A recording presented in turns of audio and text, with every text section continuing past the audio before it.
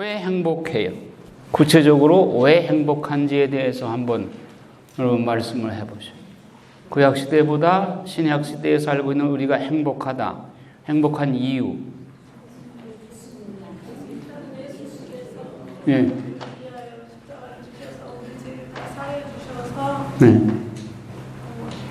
항상 뭐 재물을 가지고 가서 제 사랑을 안 받아도 좋아지고. 예, 한마디로 얘기하면 우리가 성체성사에 참여할 수 있고 예수님의 살과 피를 영할 수 있다고 하는 것, 그리고 그리스도의 구속, 십자가의 구속 사업으로 인해서 이제는 짐승의 제사가 아니라 그리스도의 피로써 바치는 제사에 우리가 참여할 수 있는 엄청난 은혜를 누리고 있는 것이죠. 그리고 하나님의 말씀을 우리가 소유하고 또 복음을, 구약시대에는 복음이 없었죠. 예수님이 오셔서 복음을 선포하셨고 그 복음 말씀을 우리가, 생명의 말씀을 우리가 소유하고 있다고 하는 것이 엄청난 축복이다. 그러면 여러분들이 정말 구약시대 사람들보다 더 행복하게 지금 살고 있고 그것을 행복으로 느끼고 늘 그렇게 기쁘게 사시는가? 어때요? 그런데 이 시대에 왜 그렇게 자살률이 높아요? 그건 누구의 영향이에요? 사탄의 영향이다. 그러니까 하느님의 뜻은 우리를 위해서 당신 아들의 피값을 치르고 우리 영혼을 사셨어. 그러면 하느님 아버지 편에서는 내 영혼과 예수님을 맞바꾸어 하신 거예요. 맞바꾼다는 건 뭐예요? 같은 가치를 인정한다는 거죠. 돈 100원을 주고 저 물건을 샀다. 그러면 그 물건이 100원의 가치가 있다고 생각하니까 돈 주고 사는 거 아니에요. 100원 주고. 그러면 예수님의 피값을 치르고 내 영혼을 사셨다. 그러면 하느님 아버지는 나를 예수님의 값치만큼 인정해 준다는 거 아니에요. 여러분 솔직히 나 자신이 예수님의 가치만큼 되는가요? 그럼에도 불구하고 하느님 아버지는 나를 그렇게 당신 아들과 나를 맞바꾸셨어. 이걸 실감하면 우리가 세상에 아무리 고통이 닥치더라도 그 고통 때문에 슬퍼할 이유가 없는 거예요. 하느님이 나를 예수님과 맞바꾸셨어. 그럼 날마다 하느님께 그냥 숨 쉬는 순간마다 감사해도 모자라. 그렇죠? 그러니까 절대로 비관하지 말라 말이에요. 인생에 비관하고 자살하고 하는 사람은 가장 불쌍한 영혼들이에요. 자기 존재 가치를 하느님이 그렇게 귀하게 나를 여기시고 당신 아들과 맞바꾸셨는데 나는 나 자신을 그렇게 하찮게 여기는 거예요. 얼마나 불쌍한 영혼이에요. 제일 불쌍한 영혼이에요. 하느님이 나를 그렇게 끔찍이 사랑하시는데 그 사랑을 내가 깨닫지 못한다면 이거보다 안타까운 일이 어디 있어요? 이걸 소위 자존감이라고 그래요. 자존감. 자존심하고 달라요. 자존심은 교만이에요. 자존감. 내가 하느님 앞에 이렇게 존재 가치가 있다고 인정받고 있다는 사실. 그걸 깨달아야 돼요. 행복의 비결은 바로 그거예요. 여러분, 뭐 행복이 뭐다 복잡하게 설명할 필요 없어. 내가 하느님 앞에 당신 아들 예수님과 맞바꿀 만큼 가치 있는 존재다. 그래서 내가 하느님을 떠났으면은 흙이요, 먼지요. 먼지 뭉쳐놓은 게 나요. 나 몸뚱아리요. 내가 하느님을 떠나서는 휘질광 못해. 휘지는 불쏘시기나 하지. 내가 하느님을 떠나서는 존재 가치가 없는 거예요. 하느님 안에서만 내 존재 가치가 그렇게 격상되는 거예요. 예수님과 같은 가치로 하느님 아버지가 나를 인정해 주시는 거예요. 이런 하느님 아버지께 감사할 줄 모른다면 그건 목석이에요, 목석. 여러분 아침에 눈 뜨면 어떤 생각부터 들어요? 아침에 눈 뜨자마자 그냥 가슴이 울렁울렁하지 않아. 오늘 어떻게 하느님이 나에게 무상으로 주신 이 시간들을 하나님께 영광을 돌리고 하나님께 기쁨을 드리니까 이 귀한 시간들을 어떻게 하면 하나님께 영광을 드릴까? 가슴이 설레고 성부, 성자, 성령 삼위일체 하느님께 감사로부터 시작하고 그냥 설레는 거예요. 가슴이 울렁울렁울렁. 그런 사람한테 병마가 올까요? 예, 병마가 천리만리로 도망가. 왔다가 뜨거워가지고 다 도망가 버려. 다 튀어. 그래, 이렇게 벅차게 기쁘게 사시란 말이에요. 하나님 우리를 그렇게 만들어주셔. 아까 우리 노래했잖아요. 수고하고 무거운 짐진 자들은 다 나에게 내가 편히 쉬게 하겠다.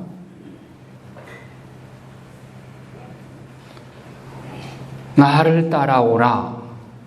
예수님 말고 누가 자신 있게 이렇게 말할 사람이 있어요? 예수님이 다 책임져 주시겠다는 거예요. 여러분들이 수고하고 무거운 짐 다 내 앞에 내려놔. 그러면 내가 너를 편히 쉬게 하겠다. 예수님 말고 누가 어떤 종교의 지도자가 이런 말을 했어요? 아무도 그런 소리 한 사람 없어. 내가 지난주 성시간 주례 때, 성시간 강론 때 그런 얘기 했어요. 하느님은 한 분인가요? 여러분이 있을 수 있나요? 신은 한 분일 수밖에 없나요? 여러 신이 있을 수 있나요? 한 분일 수밖에 없는 이유를 설명해 보죠. 그런 질문을 여러분 스스로 한번 해보셨어요? 신이 한 분일 수밖에 없는 이유 설명해 보죠. 신의 속성은, 하느님의 속성은 절대 무한 최고 최대 영원 불변, 그렇죠? 절대 무한 최대 최고인 분이 둘이 있을 수 있어요? 하나밖에 없어요? 자, 최고는 둘이 공동우수. 그거 세상에서나 있을 수 있는 얘기야.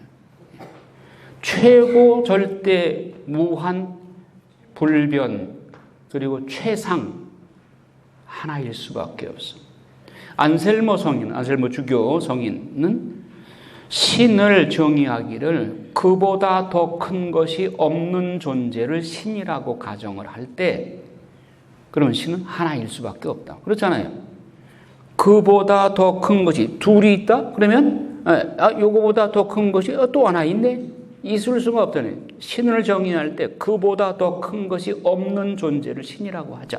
그러면 신은 하나일 수밖에 없다. 아주 간단하죠. 예. 그러니까 신은 한 분이야. 그 창조주는 한 분일 수밖에 없어. 그러면 한 분 이외의 다른 존재는 다 피조물이야. 창조주 아니면 다 피조물이잖아요. 그런데 신이 있기는 있어. 예. 그렇잖아요. 무슨 귀신도 있고 무슨 신도 있다고 그러잖아요. 그러면 귀신의 존재는 도대체 뭔가? 그건 창조주인가 피조물인가? 네, 피조물인데 하느님은 선한 것을 만드셨지 악한 것을 안 만드셨잖아요. 그러면 그 악신의 정체가 근원이 뭐예요? 하느님이 악신을 만들었어요? 뭐예요? 뭐가 타락한 거예요? 천사가 타락한 거예요. 천사는 피조물의 창조주예요. 피조물이요. 그러니까 창조주 하느님 이외에는 다 피조물이요. 악신조차도 피조물이요. 왜? 악신의 근원이 천사니까. 타락한 천사니까. 이렇게 되면 창조주와 피조물이 확연하게 구별이 되죠. 그러니까 악신, 귀신도 저거 신통력을 발휘하는데 저것도 신 아닌가? 혼란을 일으키지 말란 말이에요. 창조주는 오직 한 분뿐이에요. 야훼 하느님 한 분뿐이에요. 그분은 자기 이름을 뭐라고 그러셨어요? 탈출기 3장 14절에 나는 있는 자 그로다. 에고 에이미 I am who I am. 나는 있는 자 그로다. 그리고 하느님은, 창조주 하느님은 인간의 유한한 언어로 설명할 수 없는 분이야. 그래서 나는 나라고밖에 말할 수 없고 있는 자 그로다. 빙, 대문자 빙. 존재 자체예요. 존재의 근원이에요. 왜? 창조주니까. 존재를 있게 하신 분, 창조주이시니까. 그러니까 이것이 여러분들이 정립이 돼야 돼요. 창조주는 유일한 분, 한 분일 수밖에 없고 그 이외에는 다 피조물이요. 이 세상에서 신통력을 발휘하고 귀신들이 무당박수가 굿하고 그럴 때 작두 위에 올라가서 춤추고 기적도 해요. 하지만 그건 피조물이에요. 타락한 천사예요. 그러니까 우리가 지금 중근동 지방의 고대사를 공부하는데 그 유치한 그 신들만이 보면은 참 웃기잖아요. 교재에도 보면 31쪽에 보면 그 각주 18에 보면 그 참 읽기도 밀망할 정도로 그런 내용들이 있어요. 그러니까 그 사람들이 신으로 그 섬기는 그런 존재들 보면은 참 너무너무 유치한 신들이라. 그래서 우리 창조주 하느님만이 유일한 신이고 나머지는 다 피조물이다.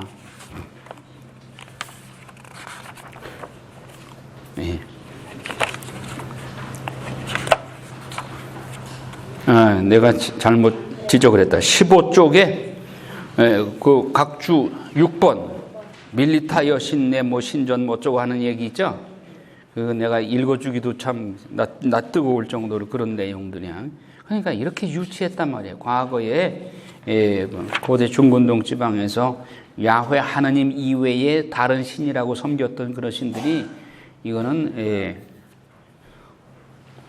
너무 미개한 사람들의 그런 지금도 그런 신들을 돼지머리 갖다 놓고 절하고 하는 사람들 보면은 참 이렇게 유치한 거예요. 자, 그러면은 이제 메데 페르시아 제국으로 넘어갑니다. 이것도 지난번에 다 얘기를 했어요. 여기에 뒤에 얽힌 스토리들. 메데는 지금의 이란 북부 지역에서 발달된 종족인데 이란의 지경은 카스피의 남쪽에 자리한 산악지역과 남쪽의 페르시아면 사이의 영토를 차지한 메데 족속과 엘람족의 땅이다. 그 지역은 산악이 많았고 국토가 광활하였고 동쪽은 인도, 파키스탄과 경계를 한다. 인종은 야펫의 후손인 아리안족이다. 아리안족. 인도까지 이 사람들이 갔죠. 인도 사람들 키들이 크잖아요. 이 아리안족입니다. 아리안족은 세 종류로 구분되는데 첫째, 메데 족속. 그들은 테헤란 근처 라게스라는 도시를 형성하고 오늘의 하마단에 해당한다. 옛 메디아의 수도인 엑바타나가 있었던 곳이다. 엑바타나 하면은 어디에 이 지명이 나오나요? 토비티기에 나오죠. 이제 곧 보게 될 토비티기에 나오죠.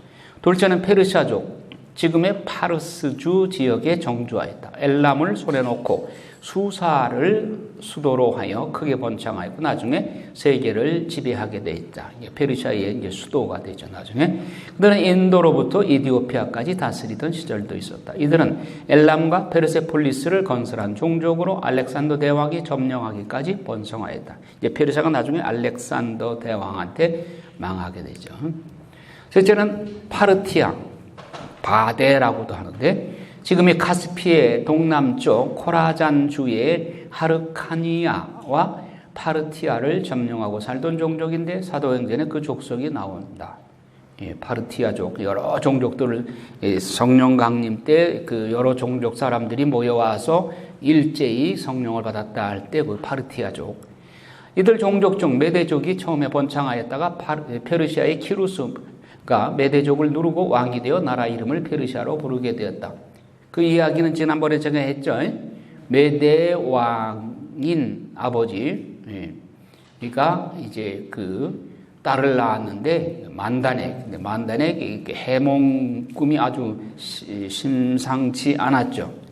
그냥 소변을 보니까 온 세계가 잠기더라. 그 다음에는 만다네에서 배꼽에서 포도나무 가지가 나오더니 포도나무가 세 개를 뒤덮더라. 이게 범상치 않다. 그런데 이게 아들이면 참 오죽이나 좋겠는데 딸이야. 딸이니까 사위가 그렇게 왕이 된다는 얘기죠.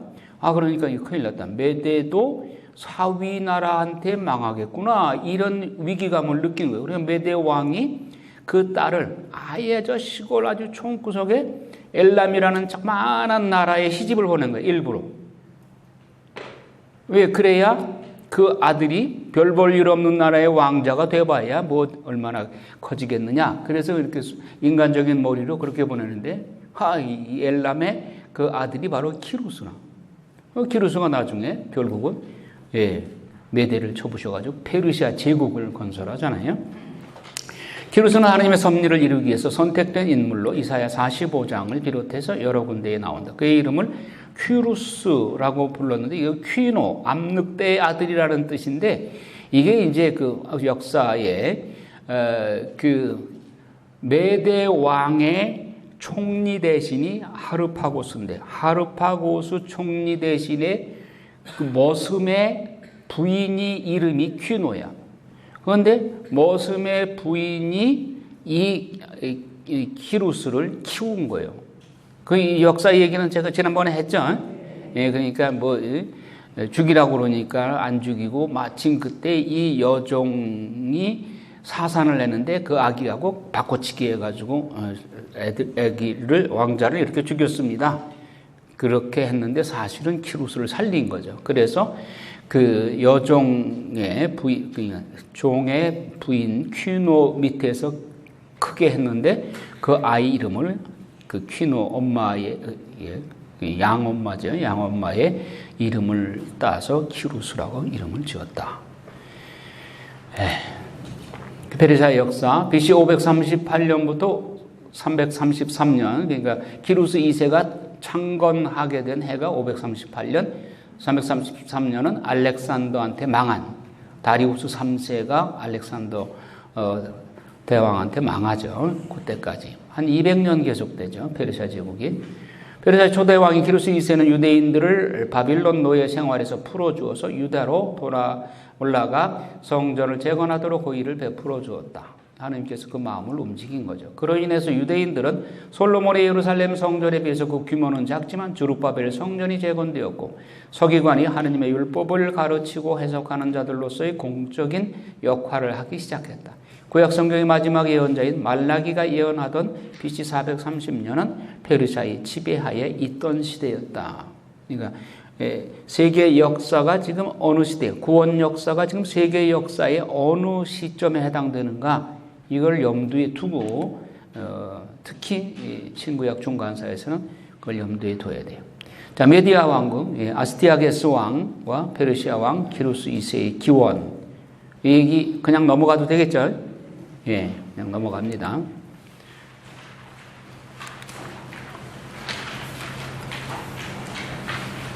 그래서 이사야 45장에 보면 주님께서 키루스를 세우시다. 나의 종 야곱 때문에 내가 선택한 이스라엘 때문에 내가 너를 키루스를 지명하여 부르고 너는 나를 알지 못하지만 나 너에게 칭호를 내린다. 그러니까 하나님은 비록 크리스찬이 아닌 사람들, 그들이 하나님을 모른다 할지언정 하나님은 그를 알고 뽑아서 쓰신단 말이에요. 지금 이 시대에도 세계를 움직이는 인물들을 하나님께서 쓰신다. 선한 역이든지 악역이든지. 여러분 에제키엘 38장에 보면 악역을 담당하는 곡과 마곡, 러시아를 들어 쓴다. 악역을 담당하는 마지막 시대에. 그리고 지금은 뭐 럭비공 같이 이리 튀고 저리 튀고 종잡을 수 없는 트럼프까지 하나님은 이용하신단 말이에요. 우리 예측을 못하죠. 그 사람은 지금 뭐 무슨 소리 하는지 뭐 정신없는데, 그러나 그 나름대로 하나님께서는 그 사람을 조종하고 계셔. 결과가 어떻게 될지는 두고 봐야 돼요. 아무도 예측 못해요. 자, 키루스 2세의 치죠. 키루스 2세는 엘람 왕으로서 메디아를 병합하고 리디아, 마케도니아, 바빌론의 벨사찰, 이 마지막 왕이죠. 를 침공하여 병합하고 바빌론을 멸망시킨다. 또한 이집트를 정발하러 떠났으나 이집트를 눈앞에 두고 키루스 2세가 사망해요. 그래서 그의 아들이 누구라고 그랬어요? 감비세스 2세. 그 성질 급한 감비세스 2세. 잔인하고 포악한 왕이었죠. 그래도 자기 동생을 또 시기 질투해가지고 돌아가라고 해놓고 돌아가는 도중에 자객을 시켜서 죽이잖아요. 그래서 감비세스 2세 페르시아는 이디오피아 또 종옥을 안 바친다고 기분 나쁘다고 이디오피아를 또 진격해 들어가요. 너무 무리수를 두어가지고 가다가 지쳐가지고 그래서 다시 돌아오잖아요. 그런데 동생 스메르디스가 본국에서 왕이 됐다는 소문이 든 아니 이게 내가 진짜 자격을 보내서 분명히 죽였는데 이게 또 무슨 소리인가 해가지고 못 믿어와가지고 이제 돌아가다가 성질이 나가지고 칼을 뽑았다가 칼을 잘못 찍어가지고 파상풍에 걸려 죽잖아요. 자, 그런데 그렇게 왕이 죽고 나니까 7 그 장군들 참모 7명이 자 그러면 우리 중에 누군가가 왕을 계승해야 될 거 아니냐? 어떻게 왕을 뽑을까? 내일 아침에 각자가 타고 있는 말 중에서 제일 먼저 행하고 우는 그 말의 주인이 왕이 되는 거다. 그렇게 합의를 봤어요. 그랬더니 다리우스 히스타페스가 타고 있던 말이 제일 먼저 우는 거예요. 그랬더니 다른 6명이 일제히 무릎을 꿇고 다리우스 왕 만세하고 왕으로 세웠어. 참 전설 같은 얘기죠. 그런데 또 이 왕이 최고의 전성기를 이룬 페르시아의 최고의 왕이야. 3대 왕 다리우스 히스타페스 1세. 자, 주변 지역을 최대한 정벌하여 정벌한 나라가 다그만치 127개국이요. 물론 뭐 나라라고 하지만은 도시국가들이죠. 이런 나라들을 127개국이나 정벌을 했어요. 그 127개국 나라 이름이나 제대로 외웠을지 모르겠어요. 그래서 그 127개국에서 조공 행렬이 이어지는데 365일 끊일 날이 없이 수사성을 향해서 몰려오는 거예요. 그러니까 페르시아의 수도 페르세폴리스에서는 그 중군동 지방에서 나오는 금은 폐물 이런 것들이 그냥 뭐 쓰레기 산더미처럼 쌓이는 거예요. 황금 덩어리가 돌처럼 굴러다니는 거예요. 다리우스 왕이 아토사라고 하는 키루스 왕의 딸을 왕비로 맞았는데 하루는 다리우스 왕이 사냥을 갔다가 다쳤어요. 그랬더니 그리스 출신의 노예가 신통하게 고쳐준 거예요. 그리고 왕비를 바라보니까 그러고는 이제 이런 말을 하는 거예요. 이렇게 아름다운 왕비에게 고린토 여인들이 만드는 목걸이를 걸어드렸으면 얼마나 아름답겠는가. 그랬더니 왕비가 이 여자의 그 허영심이 발동을 해가지고 밤이면 밤마다 다리우스 왕에게 졸라대래요. 유럽 정보를 해가지고 그 목걸이를 좀 사다가 주면은 얼마나 좋겠느냐고. 당신의 능력이 있는데 왜 정보를 못 하느냐고. 그러니까 또 다리우스 왕이 백엔닉 공소에 넘어가가지고 정보를 나간 거예요. 그러니까 남자들이 여자의 말을 들을 것이 있고 안 들어야 할 것이 있어요. 허영심에서 하는 말은 절대로 듣지 말아야 돼. 남자분이 한 분밖에 안 계시니. 그런데 또 여자의 말을 들어야 할 때가 있어요. 뭐냐? 남성은 이성적이고 여성은 감성적이죠. 그러니까 감성적으로 여자가 작동을 할 때는 그 말을 경청해야 돼요. 예를 들면 사업을 남자가 시작하려고 그러는데 여자가 왠지 느낌이 안 좋아. 그럼 그때 남자에게 그 사업이 암만 해도 내 느낌에 좀 안 좋은 것 같다. 그러면 남자가 그걸 들어야 돼, 그거는. 왜냐하면 정서적으로 여자가 훨씬 민감하거든요. 여러분 그런 얘기 들어봤어요? 배가 파손되기 일주일 전에 어떤 항구에 정착하게 되면 배 안에 있는 쥐가 다 나간대, 도망간대. 일주일 후에 일어날 사고를 미리 예측을 한다는 거예요. 또 예전에 시골에 초가집에 집구렁이 있잖아요. 집구렁이가 그 집이 불나기 전 일주일 전에 밖으로 나와. 그래서 구렁이가 담에 이렇게 걸쳐 있으면 그 집이 재난이 곧 닥칠 것이라는 예고예요. 그게. 동물들은 그게 미리 와요. 미리. 마찬가지로 여자들도 감이, 그런 정서적인 감이 남자보다 훨씬 뛰어나요. 그러니까 사업을 하려고 그러는데 여자가 말리면은 들어야 돼. 빌라도가 자기 부인 말 안 들어가지고 저렇게 저 모양 저 꼴이 되는 사도 신경에 맨날 빌라도의 치하에서 그 빌라도 부인의 말을 들었으면 그런 불명예스럽지가 않지. 그런데 여자가 허영심에서 이렇게 고린도 여인들이 만드는 목걸이를, 그 목걸이 때문에 전쟁을 벌인 거예요. 그래서 다리우스 왕이 신세를 망쳐요. 그래서 유럽 정보를 시작하는데 상대가 누구냐? 스키타이 족속이에요. 스키타이 지금 러시아 민족이에요. 러시아는 전쟁했다고 하면 진 적이 없어. 왜? 도망가는데 36개의 뛰어난 사람들이에요. 러시아는 땅이 얼마나 넓어요. 도망가다 보면 끝나. 네. 그러니까 거기는 또 동장군이 기다리고 있잖아. 영하 30도, 40도. 그러니까 공격해오던 군인들이 다 얼어 죽어요. 그냥 도망만 가면 돼, 러시아는.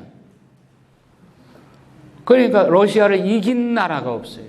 히틀러도 그렇지, 나폴레옹도 그렇지, 다 졌어요. 러시아 공격하다 다 졌어요. 그 스키타이가 다리우스 왕이 그걸 쫓아가다 보니까 병력만, 막대한 병력을 잃고 실패한 전쟁, 바로 스키타이 전쟁이에요. 그러니까 결국 다리우스 왕, 유능한 다리우스 히스타페스 왕, 127개국을 정복했던 그 왕도 왕비의 허영심에 넘어가가지고 이런 무리한 전쟁을 일으켜서 결국 나라 국세가 기울게 돼요. 그러면 다리우스 왕으로 끝나면 좋은데 아들도 마찬가지로 허영심에서 다리우스 왕의 아들은 누구예요? 크세르크세스, 에스델의 남편이잖아요. 그 에스델기에 봐도 말이야, 아니 잔치를 하면은 6개월씩이나 해. 그 지겹지도 않나? 그래 결국은 향락에 젖어가지고 그런데다가 또 선왕 다리우스 왕의 패전의 그 불명예를 씻기 위해서 또 계속 무리한 전쟁을 벌여요. 계속 무리한 전쟁을 벌여. 그 다리우스 1세 때 바로 그 유명한 마라톤 해전. 그래서 그리스 군대 9,000명밖에 안 되는데 페르시아 군대는 10만 명이야. 이거 뭐 100배야, 100배. 아니, 100배가 아니라 10배 정도 되는구나. 10배 정도 병력을 가지고도 실패하죠. 그래서 그리스가 이겼다는 이 승전보를 페이피비데스라고 하는 병사가 42.195km를 달려가서 아테네가 이겼다고 하는 승전보를 알리고 심장마비로 쓰러져 죽게 되죠. 그것을 기념하는 경기가 마라톤 경기다. 그런데 그걸로 끝났으면 좋은데 계속 후대 왕들도 이걸 서력하기 위해서 계속 전쟁을 일으켜요. 그래서 결국은 페르시아가 빨리 망하게 된 것도 전쟁을 계속 일으켜서 그래요. 이 사람들이 성경을 읽었더라면 왕이 금기사항으로서 병력을 너무 많이 들이지 말 것, 그리고 돈, 경제, 돈 너무 많이 모으지 말 것, 그리고 여자, 이 세 가지를 조심했어야 되는데 페르시아도 그렇게 큰 대제국이 망하게 하는 촉진제가 바로 전쟁을 너무 자주 일으켰어요. 크세르크세스 왕도 그랬을 뿐만 아니라 그 아들 아르타크세르크세스도 마찬가지예요. 선왕들의 그 패전의 서력을 하기 위해서 500만 대군을 동원해서 불과 그리스 군대는 4,000명밖에 안 되는데, 그렇지만 지형지물에 익숙한 그리스를 이길 수가 없어요.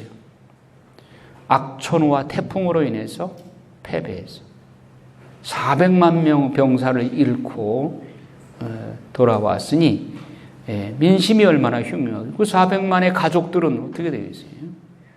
이드메의 플라타이아 전투에서 30만 대군을 파견하여 아테네를 공격하나 페르시아는 역시 참패를 당해 그리스군 대승을 거두게 된다. 전후 13년에 걸쳐서 그리스와 페르시아의 전쟁은 그리스의 완승으로 막을 내리게 된다. 이렇게 되니까 그리스에서 헬라 제국 알렉산더가 나오게 되는 거예요.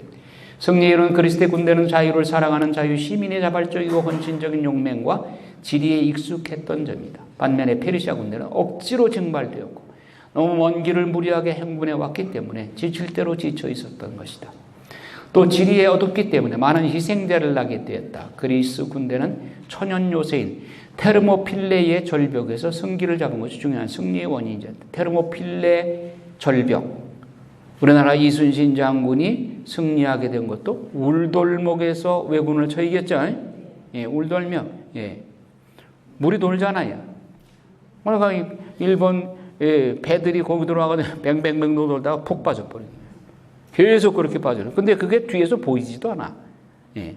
하나씩 들어오면 폭 빠지고, 하나 들어오면 폭 빠지고. 그러니까 이순신 장군이 그 전략이 기가 막히죠. 그 이순신 장군 그 드라마 보셨죠? 성웅 이순신 뭐 여러 가지가 나왔었죠. 그러니까 그 지혜가 하나님이 주신 거예요. 그러니까 이순신 장군도 성경에 나오는 기절 한마디 했죠? 예. 살고자 하는 자는 죽을 것이요 죽고자 하는 살 것이다. 성경 말씀이잖아요. 뭐 이순신 성경 안 읽었음에도 성경 말씀을 그건 벌써 하나님께서 계시하신 거예요.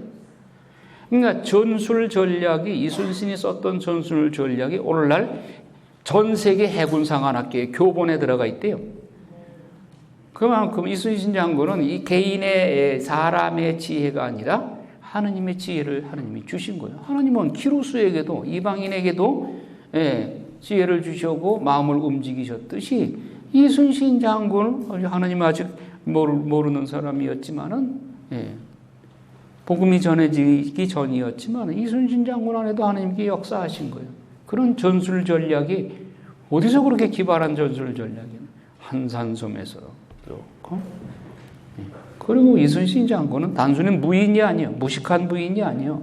문인으로서도 손색이 없는 그런 분이에요. 그분이 그렇게 칼 들고 싸웠어도 시조 보면은 문인 뺨치잖아요. 훨씬 뺨친다는 말을 해서 내가 안 됐지만은 문인보다 훨씬 나아요. 한산섬 달 밝은 밤에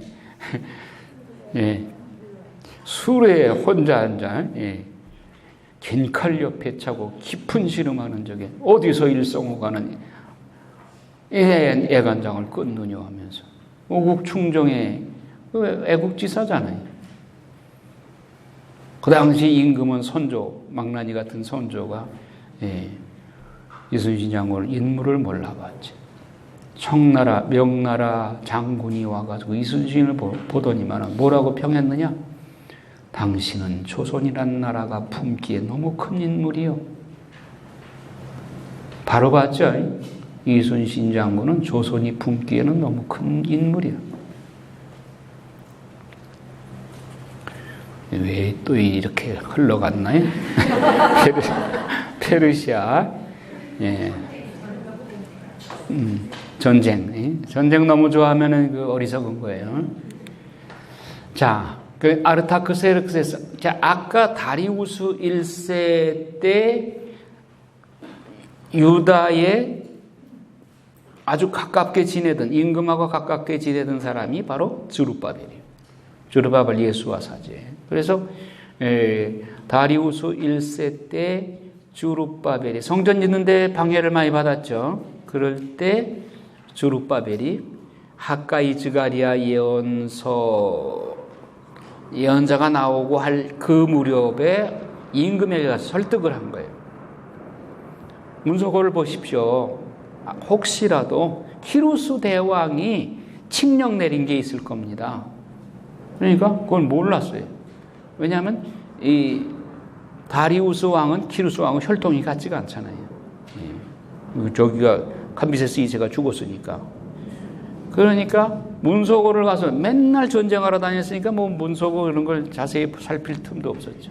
살펴보니까 키루스 대왕이 그런 칙령을 내렸네. 그러면 도와줘야지. 그래서 주룹바벨과 다리우스 1세의 그 친분 관계로 인해서 다시 오해가 풀리고 성전을 계속 짓게 해서 AD 520년에서 516년 4년 동안 조르바벨 제2성전이 지어지게 됐고, 자, 아르타크세르크세스 시대에는 누가 성전과 관계를 하나요? 에즈라와 느헤미야 1장에 나오잖아요. 아르타크세르크세스 왕 때 헌작 시종장이었던 느헤미야가 왕의 장기 휴가를 받고 돌아와서 성곽 재건하는 일을 하죠. 성곽 재건하는 일을 해요. 그러니까 임금하고 가까이 지내던 사람이 누군가? 에스라와 느헤미야다. 이거. 자, 각 지방에서 반란이 일어나고 이미 이게 롱기마우스라고 돼요. 아르타크세르크세스를 별명이 롱기마우스, 길다, 마우스, 손이 길다. 한쪽 손이 길었대요. 그래서 롱기마우스라고 그래요. 그런데 이미 지방에서 반란이 일어나고, 그렇게 아니겠어요? 100만 대군이 가서 전쟁터에서 죽고 그랬으니 그 유가족들 얼마나 원성이 높겠어요? 맨날 임금은 전쟁만 하느냐고. 그래서 그리스와 이집트 연합군을 힘겹게 진압했으나 이집트 통치가 쉽지 않았다. 아르타크세르크세스 왕과 에즈라, 아닥사스다 왕, 즉 아르타크세르크세스 왕 제7년에 에즈라가 예루살렘으로 귀환한다. 2차 귀환 458년. 에즈라가 올라와서 이방 여인을 취하여 아내를 삼은 사람들을 보고 통분하여 수염을 뜯으며 탄식한다. 에즈라가 바빌론에서 올라온 지 13년이 되는 해에 에즈라의 강력한 지도력과 철저한 개혁에 찬성하지 않는 사람들과 주변의 이방인들이 비밀 조직을 만들어 예루살렘의 성벽을 무너뜨리고 성문에 불을 질러 성문이 다 타버리는 불상사가 발생하였다. 그러니까 이 이면에는 이방인들을 내쫓을 때 그들의 반발이 오죽 심했겠느냐고요. 한 가정이 이제 파탄이 나는 거 아니에요. 처자식 낳고 사는데 이방인이라고 당장 나가라고 그러니까 곱게 나가겠어요. 그러니까 아주 대혼란이 있었던 것이죠. 그래서 성곽 재건하는 것을 방해를 하니까 느헤미야의 동생인 하나니가 형 큰일 났어. 지금 예루살렘이 그냥 쑥대밭이 돼버렸어. 그런 얘기를 하니까 느헤미야가 금식하며 기도합니다. 그래서 아르타크세스 왕의 재가를 얻어서 12년 동안 휴가를 얻어서 예루살렘으로 돌아가서 자기 비용으로 성곽 재건하는 일을 합니다. 그러니까 느헤미야가 참 인품이 대단한 분이죠. 그래서 아르타크세스 왕은 느헤미야의 충성심을 높이 사서 마음 깊이 신임을 하고 그의 구하는 것을 다 들어주었어요. 그래서 한편 그리스에서는 아테네 문화가 한창 꽃피우던 시기였다. 아테네에서는 페리클레스에 의해서 파르테논 신전이 건축된 시기이다. 그 다음에 페르시아의 후대 왕들, 이미 아르타크세르크세스 왕 때 전쟁의 상처와 후유증 때문에 민심이 흉흉했어요. 그 다음 왕들은 아주 불안한 거예요. 다리우스 2세 마찬가지 음모와 부패로 얼룩진 시대의 왕. 아닥사스다 2세 마찬가지로. 페르시아 그 큰 제국이 곤두박질쳐요. 아닥사스다 3세 오쿠스 마찬가지. 이때 마케도니아에는 필립과 알렉산더의 아버지 그의 아들 알렉산더가 새롭게 부상하는 시기이다. 마지막 왕이 페르시아의 다리우스 3세예요. 바고아스는 믿을 만한 사람을 물색하다가 아닥사스다 3세의 사촌을 다리우스 3세로 옹립하고 그를 조종하려 했다. 그러나 오히려 다리우스 3세에 의해서 바고아스가 독살당한다.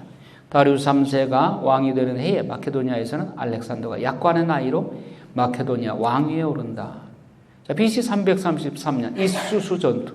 이거는 외워둬요. 이수수 전투 333년. 알렉산더는 3자를 좋아하는가 봐. 페르시아군이 알렉산더에게 패하기 시작하면서부터 역사는 완전히 헬라 쪽으로 기울어진다.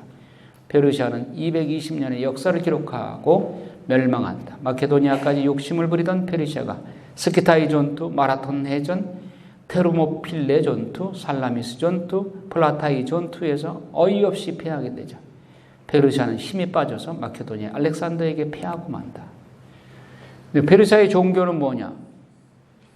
이 아리안족인데 힌두쿠시 산맥을 넘어간 사람들, 인도에 들어가서 드라비다족을 정복하고 브라만교를 만들어 지배하게 돼요. 브라만교, 카스트 제도 연결되죠. 반면에 이란 고원에 머물러 있던 사람들은 페르시아 종교인 조로아스터교, 배화교라고 합니다. 불을 숭배하는 교, 배화교를 만들어냈다. 조로아스터는 이 세상에 선과 악이 공존하고 있다고 봤다. 그러니까 이원론적으로 보는 선신은 아후라마즈다라 하고 악한 신은 아흐리만 혹은 데바라고로 하였다. 태양신은 미트라라고 하였다. 예, 페르시아의 그 종교와 신. 페르시아 통치 시대를 요약하면 이스라엘의 포로 귀환 후의 삶이 이때 잘 나타나는데, 포로 시대에 포로지에서 받은 이방의 영향은 바빌론 포로에서 돌아와 유대 땅에 살면서도 백성들 사이에 계속 영향을 끼쳤다. 심지어 종교 지도자인 레위인들과 제사장이 그 영향을 받기도 하였다. 유대인들은 키루스의 칙령에 따라서 1차 포로 귀환하여 스룹바벨 지도하에 성전을 재건하였다. 예. 하지만 그 후 58년이 지난 2차 포로 귀환 때까지도 458년 에즈라가 돌아올 때 이방 문화의 영향은 계속되었다. 그러니까 혼혈이 생기고 그랬던 것이죠. 에즈라는 성전 앞에 엎드려 죄를 자복하며 울며 회개하게 하였고 많은 백성이 모여 함께 통곡하며 회개하였다. 이후 잘못된 것을 바로잡기 위해 이방인 아내와 그 소생까지 내어보내기로 약속하고 3개월을 조사한 후에 가족과 이별하는 아픔을 감수하며 신앙을 개혁하였다. 에즈라를 통해서 이방 풍습을 벗어버리고 바로잡기는 했지만 이방 문화와 사상의 영향을 완전히 제거할 수 없었다. 그러니까 여러분, 일본한테 우리가 36년간 지배를 받았지만 지금도 일본 문화가 얼마나 우리한테 뿌리 깊이 침투해 있어요. 여기 뭐 건축 용어들 보세요. 많은 경우에 건축 용어가 일본말로 되어 있어 지금도. 그렇죠? 여러분들은 건축업에 잘 관여를 안 하셔서 건축 우리가 리모델링 할 때도 보면은 업자들이 쓰는 용어가 거의 반 이상이 일본 말이야. 아직까지도 그 일본 용어를 많이 써요. 그러니 뭐 몇십 년 지배받으면 뭐 오죽하겠어요. 에즈라를 통해서 이방 풍습을 벗어버리고 바로잡기는 했지만 이방 문화와 사상의 영향을 완전히 제거할 수가 없었다. 헬레니즘 문화가 신약 시대에 영향을 준 중간 시대. 여러분, 헬레니즘 문화는 다른 문화와 또 다릅니다. 왜? 헬레니즘 문화의 원조가 알렉산더잖아요. 알렉산더의 스승이 누구예요? 아리스토텔레스요. 철학자예요. 그 철학자의 사상이 헬레니즘 사상이에요. 사회동포주의. 그리고 문화적으로 정복하죠. 총기나 총칼로 정복하는 게 아니라 문화적으로 정복하자. 그 첫째가 언어 통일이에요. 언어 통일. 그러니까 헬라 제국이 정복한 곳에서는 헬라어, 그리스 말을 써야만 돼요. 그러니까 히브리 사람들이 이집트 알렉산드리아 살던 사람들은 자기 모국을 다 잊어버리고 전부 그리스 말을 썼어요. 그러니까 프톨레미 2세 학문을 좋아했어요. 그리고 세계에서 제일 큰 도서관을 짓기를 야망을 가지고 있었어요. 그래서 제일 큰 도서관을 지었어. 그런데 히브리 사람들을 보니까 거기서 한 50만 명 이상이 알렉산드리아 피신에 와서 살고 있었거든요. 왜냐하면 안티오쿠스 4세가 종교 박해를 하니까 알렉산드리아로 대거 이주해 가서 50만 명 이상이 유대인들이 거기 살았어요. 근데 그 사람들이 히브리 말을 거의 안 쓰고 이제 헬라 말, 그리스 말을 쓰다 보니까 그 프톨레미 2세 학문 좋아하는 그분이 도서관에 너희들이 그 소위 그 유명한 성경 바이블을 가지고 있다며 그거 헬라 말로 번역을 해봐라. 그럼 전문의원들 한 70명을 모아오겠습니다. 그래서 70명의 학자들, 성서학자들을 불러서 헬라 말로 번역한 성경이 셉두아진타 70인역인 거예요. BC 250년에. 예. 그러다 보니까 헬라 문화가, 그리스 문화가 정복한 모든 나라에 스며들기 시작했어요. 심지어는 팔레스티나까지. 그래서 그 당시에 헬라 문화에 박식하고 그 문화에 젖어 있는 사람들은 유식한 사람으로 통했어. 그러니까 그 유행이었어요, 유행. 예수님의 말씀을 살펴보다 헬레니즘 문화의 영향이 있었음을 알 수 있고, 복음서나 바오로의 서신을 살펴봐도 곳곳에 그 영향이 남아있음을 알 수 있다. 1세기 당시 사회는 히브리적 사고가 남아 존재했으나 헬레니즘 문화의 영향에 의한 헬레니즘 사고가 공존하고 있다. 그러니까 신약의 전체적인 문화적 배경은 헬레니즘 문화에 젖어 있었던 거예요. 그걸 우리가 이해를 해야 돼. 신약 성경에서 예수님께서 처음으로 언급하신 교회, 에클레시아라는 말도, 교회, 사람들의 모임을 에클레시아라는 거예요. 헬라어요. 헬라적 배경을 가지고 있다. 예수님께서 활동하셨던 1세기 당시는 족장들의 시대나 판관 시대, 왕정 시대와는 매우 다른 사회 문화적, 사상적 배경을 지니고 있다. 솔로몬 사후 남북으로 분열된 왕정 역사는 왕과 백성들이 야훼 하느님을 떠나서 다른 신을 섬김으로 심판을 받게 되면서 이교 문화에 영향을 받기 시작했다.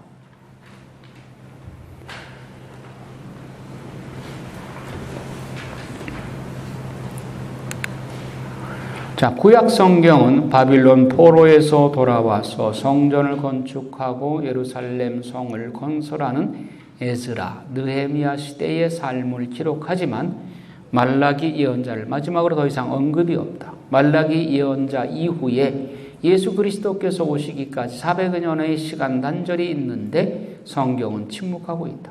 하지만 성경이 말하고 있지 않는 400년의 시간도 하느님께서 다니엘을 통해 예언하게 하셨고, 예언하신 대로 하느님은 인류 역사의 중심에 계시고 역사를 이끌어 가셨고, 그 이끄시는 역사는 성경의 배경이 되는 유대 땅의 많은 영향과 변화를 초래하였다. 자, 하느님이 구약의 이스라엘 백성 안에 현시적으로 드러나서 역사하실 때와 하느님이 침묵을 지키면서 역사의 뒷전에서 계실 때와 어떤 차이가 있느냐? 그건 마치 비유적으로 말하면 아버지가 집안에 계실 때는 자식들이 아버지가 간섭하는 것 같아요. 아유, 아버지가 언제 외출하시나? 아버지가 그야말로 외출을 하셨어. 그러니까 아이고 우리 세상 됐다고 애들이 5명이 얼망졸망 이리 뛰고 저리 뛰고 하다가 조금 있으니까 뭐 맛있는 게 하나 발견이 돼서 그거 하나 놓고 5명이 붙어가지고 싸우고 있어. 아, 그런데 설상가상으로 밖에 개가 짖는 소리가 들려. 보니까 강도가 들어왔어. 아버지 외출했다는 걸 알고. 강도가 들어와가지고 귀중품 이런 거 다 훔쳐가 버려. 그리고 이 큰애가 뭐 이렇게 막으려고 그러니까 큰애 또 한 대 때리고, 그래가지고 온 집안을 쑥대밭을 만들어놨어. 예수님이 와보니까 이거 완전 난장판이야. 그러니까 하느님이 침묵 지키고 계셨던 400년 동안이 아버지 외출하고 아들, 딸 5명이서 저희끼리 서로 치고받고 싸우고 하는 그 난장판의 모습이란 말이에요. 저희 여러분들 마카베오 상학원에 가서 보면 제 말이 이해가 돼요. 인간이 타락하면 이 정도까지 되는구나. 쉬운 예로 하나.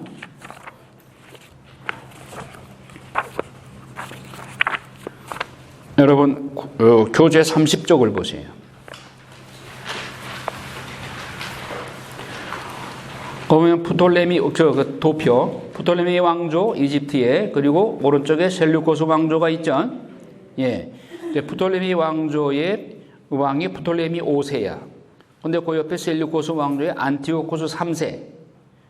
예, 안티오코스 3세가 이제 서로 프톨레미 왕조하고 셀루코스 왕조가 서로 앙숙이라 서로 견제와 균형을 이루면서 서로 싸우고 치고받고 해요. 그 가운데에 팔레스티나, 이스라엘이 있단 말이에요. 고기를 샌드위치처럼 놓고서 서로 싸우는 거예요.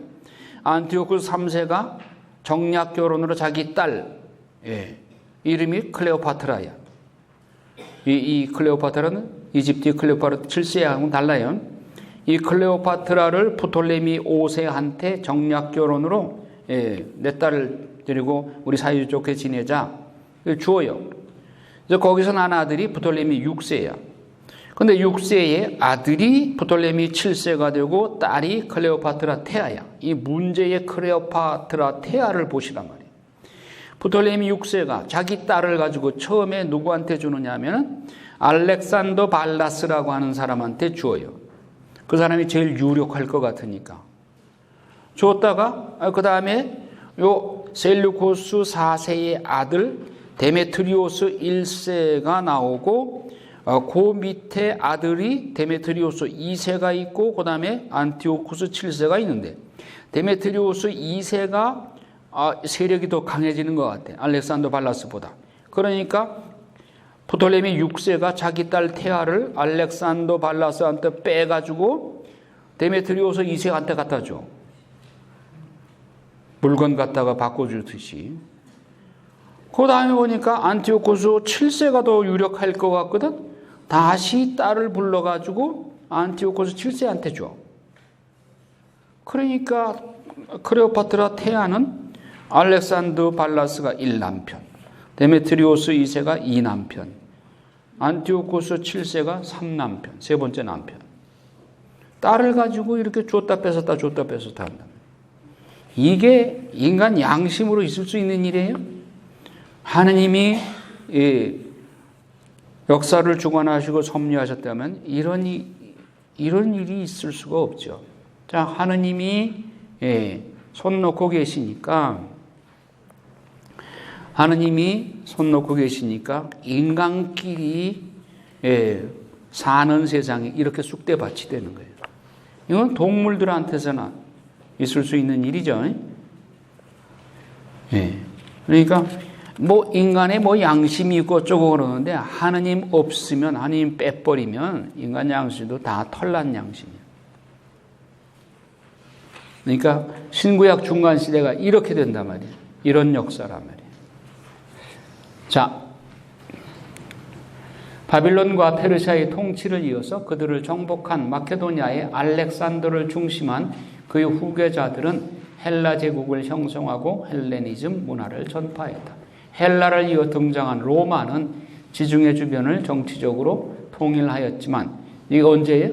BC 63년 폼페이우스에 의해서 이제 로마가 서서히 팔레스티나 지역으로 등장하기 시작을 해요. 헬라의 문화는 받아들였고 헬라 문화가 통치 지역의 전반에 영향을 끼치게 하였는데 유대 땅도 예외는 아니었다. 그러니까 헬라 제국은 총칼로 지배한 것이 아니라 문화적으로 지배했다.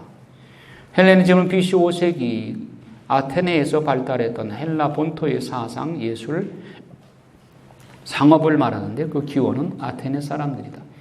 이 헬라의 문화를 지중해 동부 연안의 사람들이 받아들였고 더욱 발전시킨 것이 헬레니즘 문화이다.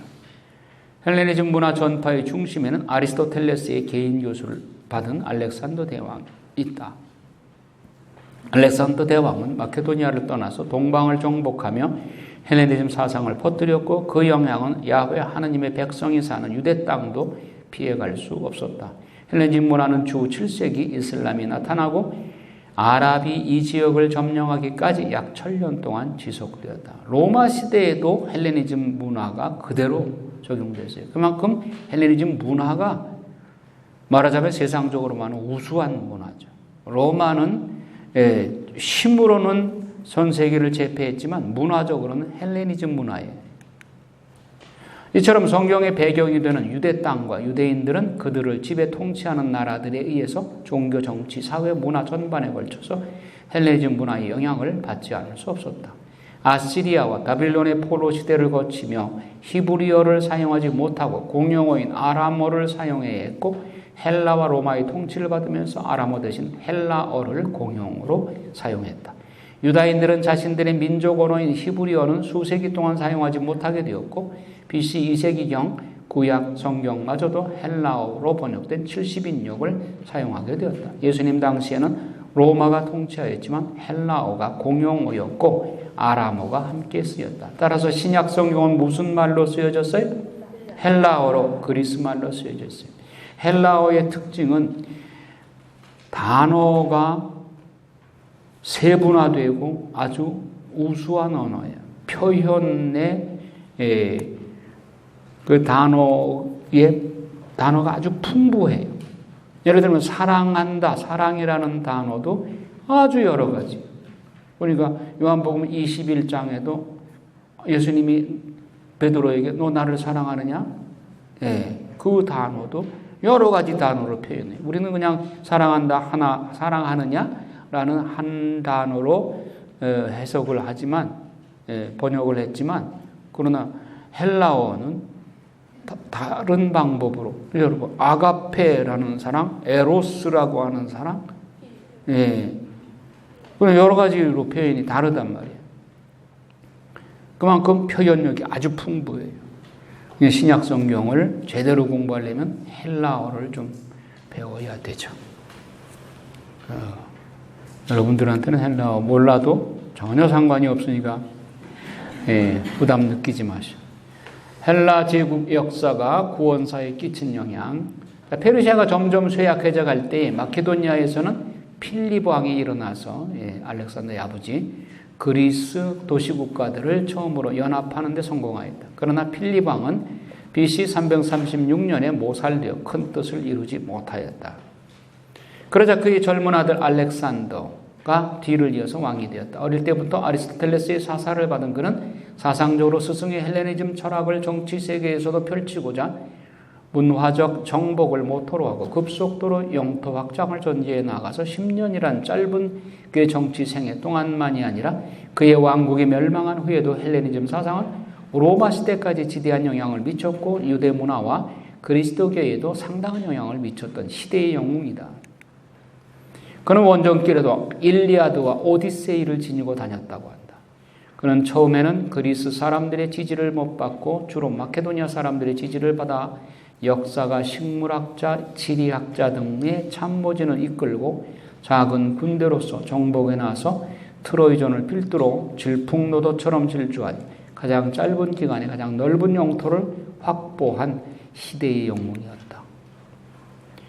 페르시아 다리우스 3세가 마지막 왕이죠. 알렉산더의 반란 정도는 대수롭지 않게 여겼고 적은 군대로 그를 간단히 사로잡아 오라고 명령하였지만 오히려 알렉산더 군대한테 패했어요.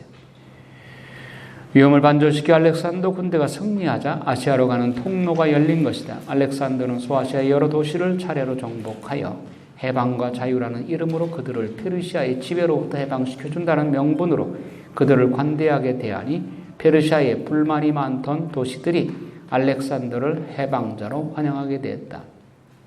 그러니까 알렉산더의 모토가 해방과 자유, 그러니까 피정복민들에게 굉장히 매혹적인 그런 표현인 거죠. 알렉산더 앞에서 끝까지 저항을 한 도시는 할리카르나수스인데 나중에 불태워버렸죠. 다리우스는 사태가 긴박해지자 타협을 요청하고 자기 딸을 주자고 하는데 알렉산더가 거절해요. 결국은 이제 손을 들고 말죠.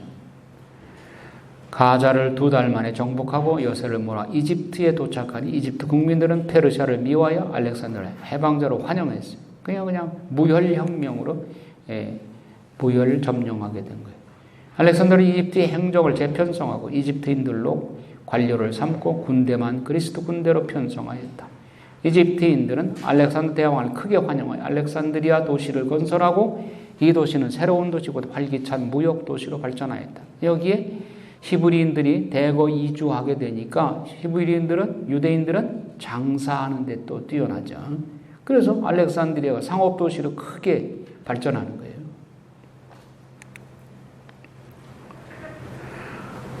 또 유대인들은 교육에 힘쓰는 민족으로 알려져서 안식일마다 회당에 모여서 성경을 강론함으로써 지혜가 뛰어나고 유식하여 어디든지 전대받지 않고 살았고 이방인 중 상당수가 유대인들을 따라서 하느님을 믿는 사람으로 늘어났다. 그래서 알렉산드리아는 거대한 국제 도시가 나오게 된 것이고, 그리고 알렉산드리아에 세계 최대의 도서관이 세워지게 되었다. 그래서 오늘날도 알렉산드리아 학파 하면은 신학의 거장들이 여기서 많이 나왔죠.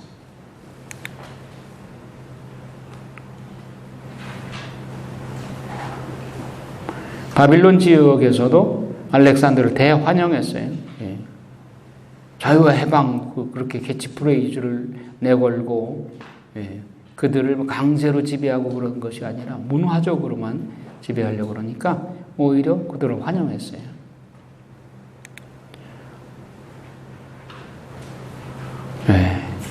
예. 뭐 인도 펀잡까지 공격하려다가 너무 무리수를 두니까 군사들이 반대해서 여기서 대성통곡하고 울고, 그리고 돌아오는 길에 열병에 걸려서 죽었다고 그래요. 33살에.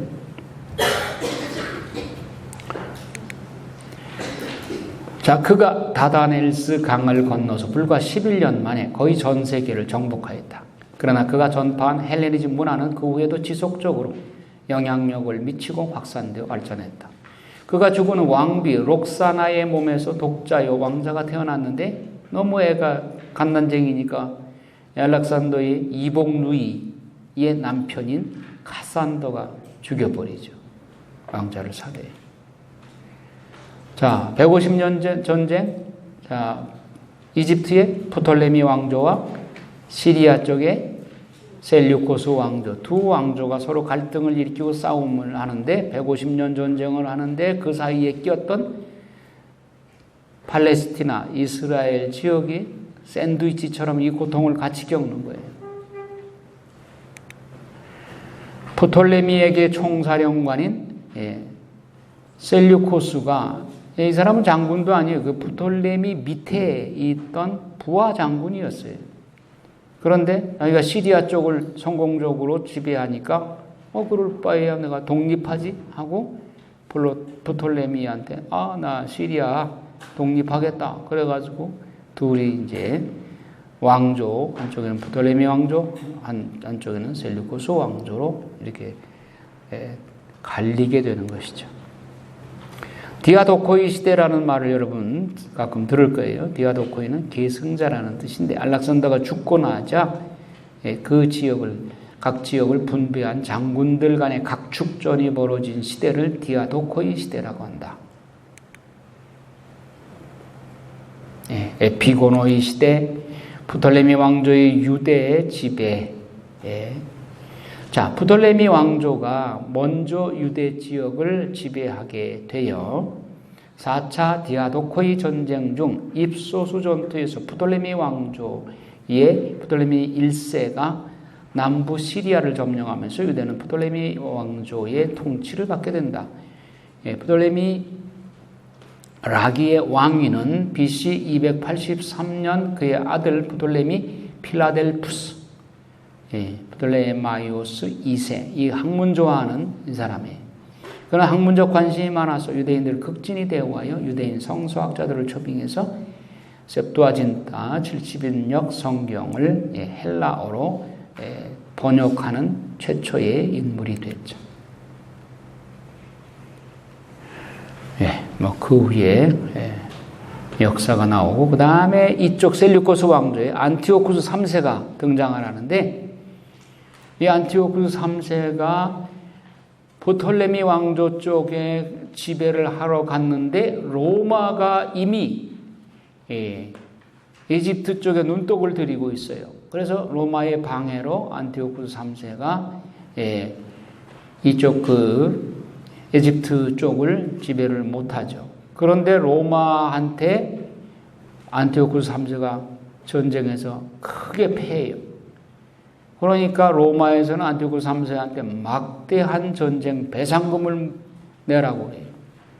그 배상금을 자기 죽을 때까지도 다 지불을 못해요. 그런데 배상금을 물라고 함과 동시에 그의 아우 동생인 안티오쿠스 4세 에피파네스를 로마로 인질로 잡고 가요. 그래서 12년 동안 로마에 인질로 잡혀 있어요. 안티오쿠스 4세가.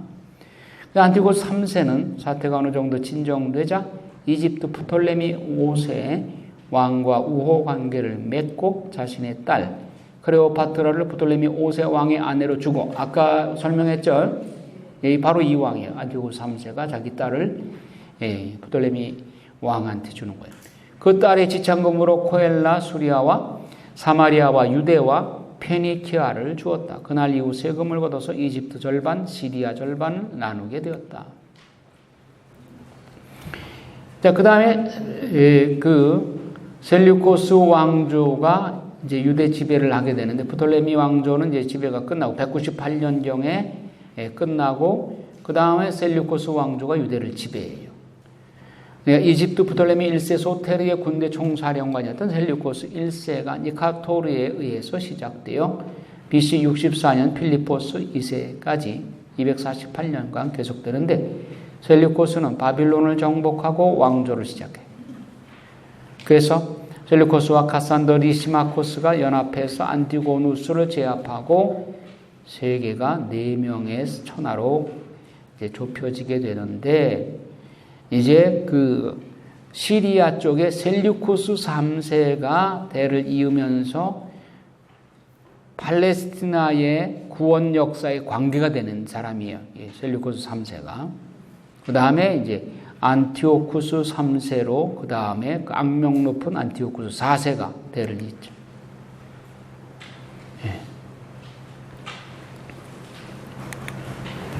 셀류코스 왕조의 안티오쿠스 4세 에피파네스, 아주 악명 높은 이 사람은 꼭 기억해야 돼요. 셀류코스 4세의 동생으로 형의 뒤를 이어서 BC 175년에 왕이 되었고 역사상 가장 잔인한 폭군이었다. 로마에 인질로 12년 동안 가서 살면서 세계 정세에 대한 견문을 넓히고 돌아와서 왕이 되었다. 그는 이집트 원정을 갔다가 로마의 방해로 성공하지 못하자 예루살렘에 돌아와 분풀이를 하여 성전을 모독하고 갖가지 만행을 저질렀다. 그러니까 그가 얼마나 악질적으로 유대 종교를 능멸했는가. 요 1번부터 9번까지 한번 읽어봐요. 유대인들은 이방인들의 관습을 따라 성소 안에서 번제를 드리거나 안식일과 기타 축제일을 지킵니다. 성소와 성직자를 모두 이교의 제단과 성전과 신당을 세우고 돼지와 보정한 동물들을 희생제물로 잡아가지고 사내 아이들에게 할례를 주시며 율법을 저버리고 모든 규칙을 바꾸고 이 명령을 얼마나 못된 짓을 했는가 하면 성경에도 나오지만 마카베오 상권에 어린아이에게 할례를 하니까 어린아이를 죽여서 엄마 가슴에다가 앉혀놓고 시내를 돌라고 그래요. 얼마나 잔인하니. 인면수심이에요. 심승도 그렇게 잔인하지 않아요. 이를 시행하기 위해서 감시 감독관을 임명하고 유다의 여러 도시에서 모욕적인 희생제사를 바치게 했다. 많은 유다인들은 율법을 버리고 그들에게 가담하여 방방곡곡에서 나쁜 짓을 마구 저질렀다. 이 유대인들도 그쪽에 빌붙어가지고 출세하려고 그런 사람이 언제나 있죠. 유대 전통을 고수하려는 사람들은 숨을 곳을 찾아서 피난 갈 수밖에 없었다. 그러니까 이때만이 알렉산드리아로 이민을 간 거예요. 그래서 한 50만 명 이상이 알렉산드리아 유대인들이 살았죠. 유대 전통을 고수하려는 사람들은 숨을 곳을 피난할 수밖에 없었다. 145년 기슬레오월 15일, 기슬레오월 15일에 안티오쿠스 4세는 번제 제단 위에 가증스러운 파멸의 우상을 세웠다. 돼지 피를 올리고 그런 거예요. 아주 예루살렘 성전을 능멸하는 처사였죠. 사람들은 유다의 근방 여러 도시에 이방신의 제단을 세우고 집 대문 앞에다 거리에서 향을 피웠다. 율법서는 발견되는 대로 찢어 불살라 버렸다. 율법서를 가지고 있다가 들키거나 율법을 지키거나 하는 사람은 누구든지 왕명으로 사형에 처하였다. 자, 그러니까 유다인들이 저항운동이 일어난 거예요. 그 선봉의 선분이 마카베우스 독립운동. 이에 굴하지 않고 부정한 것을 먹지 않고 율법을 철저히 지키려는 사람들도 적지 않았다. 그들은 부정한 음식을 먹어서 몸을 더럽히거나 거룩한 계약을 모독하느니 차라리 죽음을 달게 받기로 결심하고 죽어갔다. 안티오쿠스 4세는 화를 잘 내고 성급했고 재정적으로 로마 배상금을 마저 갚기 위해 어려운 형편이었다. 이때 오니아스 가문의 형제간의 대제사장 자리를 놓고 매관매직의 타협이 이루어진다. 이게 얼마나 극도로 타락하는가 봐요. 대사제가 돈 주고 사요, 그 자리를. 시몬이 헬리오도로스를 부추겨 모든 불행의 원인이 대사제 오니아스 3세라고 고발하는. 오니아스 3세는 거룩한 분이었어요. 이거 모함을 하는 거예요. 시몬의 신복 하나가 대사제를 비난하였다. 오니아스의 동생 야손이 부정한 방법으로 왕에게 돈을 주고 대사제직을 사는 거예요. 그러니까 그 안티오쿠스 4세는 지금 로마의 전쟁 배상금이 지금 그걸 내려니까 빚을 지고 있는 거잖아요. 그러니까 그걸 이용을 해서 야손이라는 오니아스 대사제의 동생 야손이 내가 돈 줄게 대사제직 나한테 줘 이렇게 한 거예요. 그러니까 옳다구나 돈 받고서 대사제직을 갈아치운 거예요. 야손은 대사제직에 오르자 동족의 생활 방식을 그리스식으로 바꾸었다. 3년도 시몬의 동생 메넬라오스가 야손보다 돈을 더 줘요. 웃돈을 얹어줘요. 300달렌트를 더 바치고 대사제직을 또 샀어요. 그러니까 안티오쿠스 4세는 돈 더 많이 주는 대로 자꾸 이쪽으로 옮겨주는 거예요. 메넬라오스는 안드로니코스를 사주하여 오니아스를 살해하였다. 오니아스 3세를 죽인 거예요. 안티오쿠스 4세는 로마의 배상금의 압박과 재정사정이 어려워지자 이집트 정보를 결심한다. 그러나 로마의 방해로 어렵게 되자 그는 예루살렘에 와서 분풀이를 하는 거예요. 예루살렘 성전을 모독하고 오랜 전쟁의 실패와 이집트 원정의 전력 낭비로 국고가 바닥이 나자 예루살렘의 금고가 탐이 나서 예루살렘 성전의 보물을 약탈하여 안티오키아로 그 기물들을 가지고 왔어요. 그는 성전을 더럽히고 제우스 신과 올림푸스 신에게 제사를 드리는 등 만행을 저질렀다. 유다인들은 이 에피파네스를 뭐라고 불렀느냐. 이게 신이 나타난다. 파네스, 에피파네스. 왜 주의 공연 주기를 에피파네스라고 그러죠.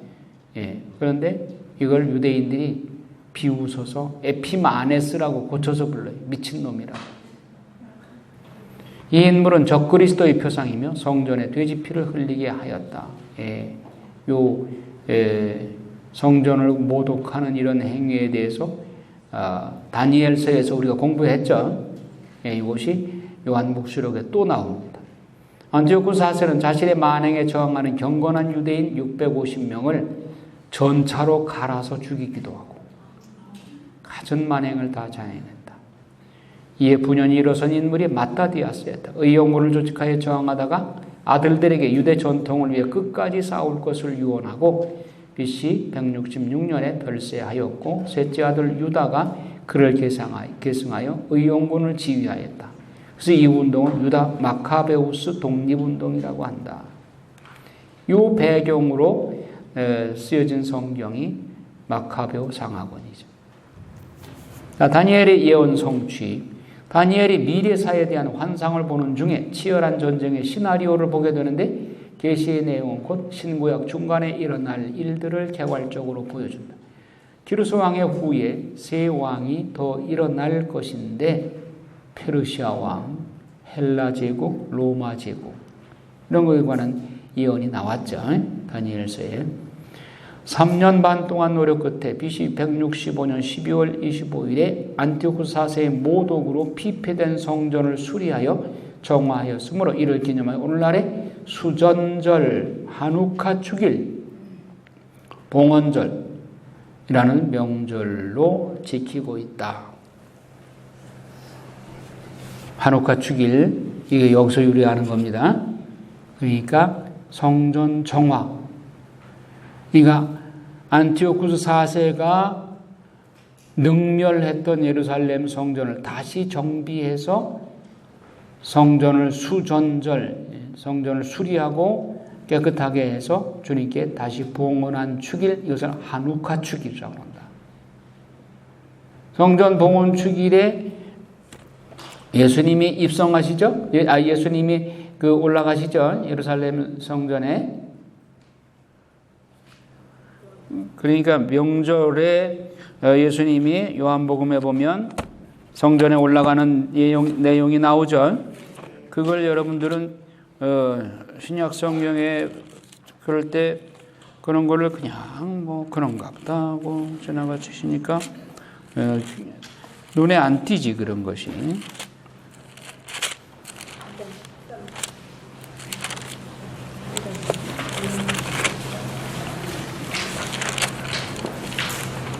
네, 요한복음 10장 22절.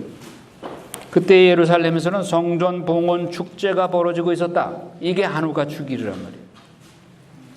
아셨죠?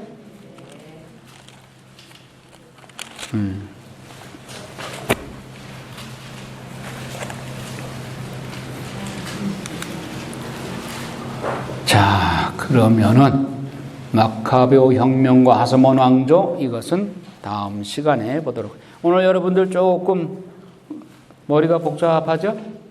하도 역사 얘기를 많이 해서